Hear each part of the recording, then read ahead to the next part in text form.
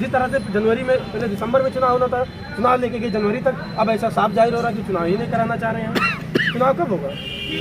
OBC की जनगणना आपको लगता है कि आयोग 2 महीने 3 महीने में पूरी कर देगा? ये जनगणना होती है, बड़े पैमाने पर की जाती है, इसका पहले से लक्ष्य बनाना पड़ता है। जल्दबाजी में फिर वही उल्टी सीधी रिपोर्ट उठा कर दे देंगे। ओबीसी आरक्षण बहाल करो, आरक्षण हम लेके रहेंगे, ओबीसी आरक्षण लेके रहेंगे, निकलो बाहर मकानों से, जंग लड़ो बेईमानों से, निकलो बाहर मकानों से, जंग लड़ो बेईमानों से। जो सरकार निकम्मी है, वो सरकार बदलनी है, जो सरकार निकम्मी है, वो सरकार बदलनी है। ओबीसी विरोधी सरकार नहीं चलेगी, नहीं चलेगी, नहीं चलेगी, ओबीसी विरोधी सरकार नहीं चलेगी, नहीं चलेगी, नहीं चलेगी। ओबीसी आरक्षण वापस दो, वापस दो, वापस दो, ओबीसी आरक्षण वापस दो, वापस दो, वापस दो। आज इस देश में पिछड़ों की गिनती नहीं कराई जा रही। इस देश में जानवरों की गिनती हो गई है, बिजलों की गिनती हो गई है। कितने जानवर, किस प्रकार के किस जानवर कहाँ पे हैं, उसकी गिनती हो गई है। शेर, बाघ, चीता, हर चीज़ की गिनती है, पिछड़ों की गिनती है, लेकिन पिछड़ों की गिनती नहीं है।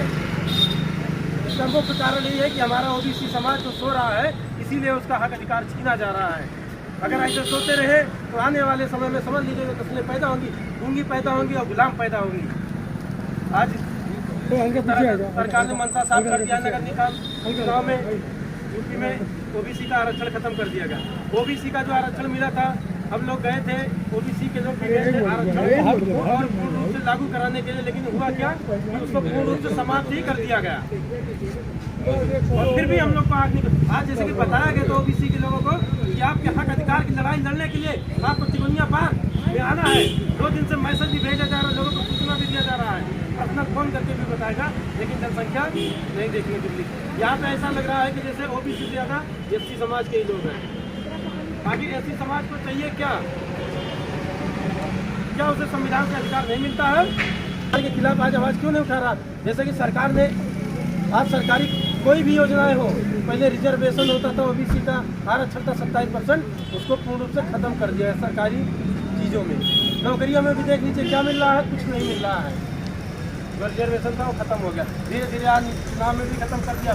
जिससे ये उनकी मंशा साफ जाहिर होती है कि वो फिर से हमें गुलाम बनाना चाहता है, ओबीसी को फिर से जातियों के आधार पर बांटना चाहता है, और वो चाहता है कि जिस जात का उस हिसाब से उसको कार्य कराया जाए, वो चुनाव न लड़ पाए, वो नौकरी न कर पाए, इसलिए उनका आरक्षण समाप्त कर दिया जा रहा है।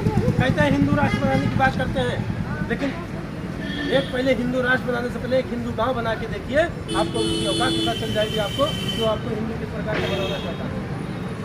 वो चाहता है कि आप हिंदू नहीं, आपको हिंदू केवल चुनाव के समय ही बनाना चाहता है, उसके बाद नहीं बनाना चाहता। आपको कमरा लेने के लिए, किराए पे कमरा लेने के लिए जात बतानी पड़ती है, हिंदू बताने से आपको कमरा भी नहीं मिलता है। और आज हमारा ओबीसी समाज ऐसा खोया हुआ है, उसको सारा हक अधिकार छीना जा रहा है, लेकिन उसके काम के लिए चूक नहीं रेंग रही है।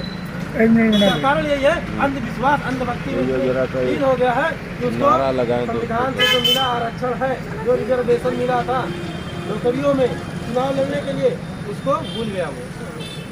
वो चाहता है कि हमारी लड़ाई लड़ी जा रही, वो हमारे साथ नहीं हो रहा है, वो एक लोग के साथ हो रहा है, जो चुनाव लड़ रहा है वो उसके साथ हो रहा है। ऐसा नहीं है, पूरे समाज के साथ हो रहा है अन्याय। जो चुनाव लड़ने वाला, जब तक आप राजनीति में नहीं जाओगे